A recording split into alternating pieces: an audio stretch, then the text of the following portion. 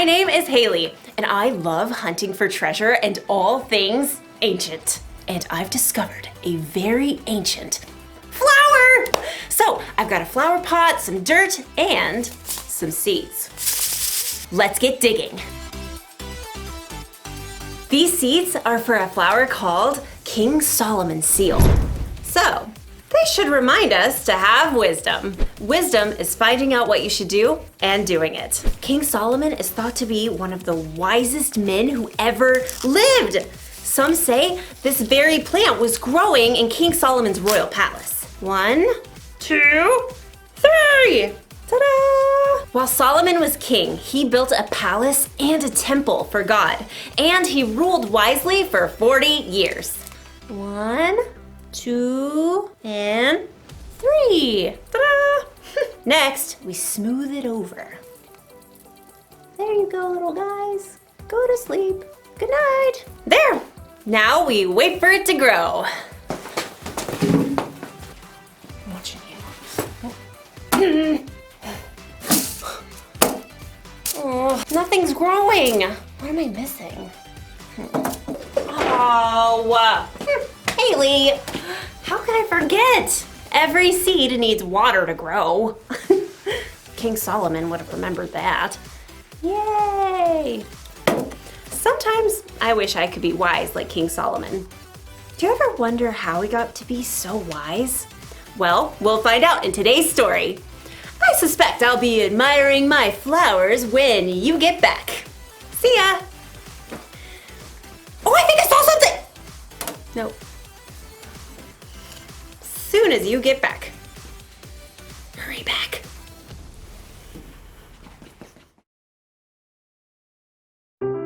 The Bible. It's 66 books of history, stories, letters, and poetry that fit together to form God's one big story. The epic adventure of how He created us and loves us so much that He made a way to rescue us. As we travel through the Bible, from Genesis to Revelation, we discover people who met God and found their lives changed forever. Now, for an amazing story, inspired by the book of 1 Kings, chapter 3, verses 4 through 28. Imagine this. You're in a deep sleep, dreaming, when all of a sudden, the creator of the universe shows up and says, "Ask me for anything." Anything. You could ask for anything in the world and have it. What would you say? Perhaps you'd request an unlimited Amazon account where you could get whatever you want for free. Or perhaps you'd request a flying race car that could be dropped off at the moon or on the beach. Or you could ask to be the most popular kid in school forever. This might sound like a fairy tale, but it's true. It actually happened to a young man named Solomon. When King David died, his son Solomon became king. What are your royal orders, Most Royal Highness? I'm not sure. I've never been king before. Though Solomon was young and inexperienced, his father, King David, taught him to listen to God's words. So, Solomon showed his love for God by obeying his laws. I want to thank the Lord for everything He has done for my family. Solomon traveled to the city of Gibeon, where he offered 1,000 burnt sacrifices to honor God. There is no one like you, God. That night, Solomon sank into a deep sleep, and the Lord appeared before him in a dream. Ask for anything you want me to give you. 1,000 ideas must have exploded into Solomon's head. Gold, power, life forever. But instead, he said, Lord, you have made me a great king, but I'm only a little child. I don't know how to carry out my duties. I'm here among the people that you have chosen. They are a great nation, so give me a heart that understands. Then I can rule over your people. I can tell the difference between what is right and what is wrong. It was a simple request, but one that would change Solomon's life forever. You have not asked to live for a long time. You have not asked to be wealthy. You have not even asked to have your enemies killed. Instead, you have asked for wisdom. I will give you a wise and understanding heart. As long as you live, no other king will be as great as you are. As the dream faded, Solomon woke with a start. Was that real? That was real! Amazed, Solomon returned to Jerusalem, where he once more gave sacrifices to honor God and held a great feast for all his officials. What are we celebrating, Your Most Royal Highness? God has promised to give me wisdom to lead the kingdom. How is that working out for you? Well, it was in a dream. Ah, I see. Perhaps Solomon wondered at first whether he really had received wisdom from God, but this was soon put to the test. Your Most Royal Highness, you must help the people solve their problems. I'll do my best, with God's help. First order of business, we have these two ladies here. State your business, please. My friend and I...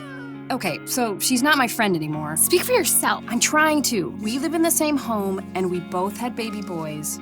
But her baby died, and so she took my boy in the night, and now she says my baby is hers. See? That's not her baby. No way. This baby is my son. Is not. Is too. Ladies! Solomon turned to the first woman. You say my son is the living baby, but your friend says the baby is her son. That's a lie. Is not. Is too. God gave Solomon a wise idea. Bring me a sword. An official quickly brought the king's shining sword. Your royal sword, Your Royal Highness. Solomon studied the two women carefully. Excellent. Now, cut the baby in two parts. Give one half to the first woman and one half to the second. Solomon had no intention of harming the baby, but he knew this was the way to find the truth. No!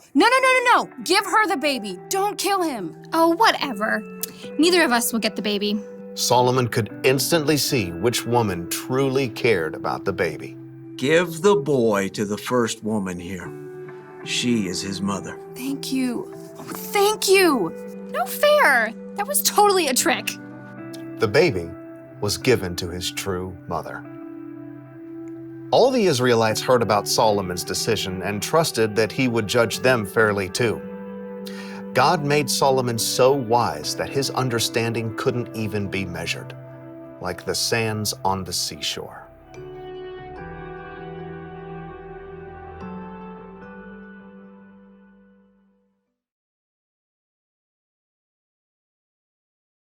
So, plants need water to grow.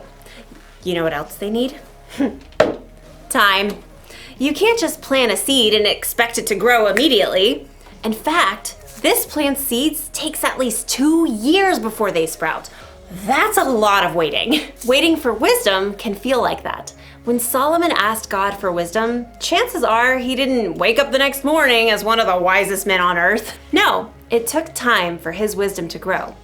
The good news is that we can ask God for wisdom. Jesus' brother James once wrote, "If any of you needs wisdom, you should ask God for it. He will give it to you." Maybe wisdom will just pop into your head right when you need it. Or maybe your wisdom will grow gradually like a flower as you learn from the people you meet, the mistakes you make, and the things you experience. No matter what though, you can trust God to give you wisdom. That's the one thing to remember today. Trust God to give you wisdom. When you have a tough decision to make or some problem that you're dealing with, talk to God about it. Ask Him for the wisdom to know what to do. Then look and listen. If you're having trouble understanding what God is trying to show you, ask someone you trust to help. Wisdom may not come as soon as you think or in the way you think it will, but keep digging. God wants to share His wisdom with you. So, looks like these little flowers aren't gonna grow while I watch. It's gonna take some more time. Check back with me in 2 years, and I will see you then.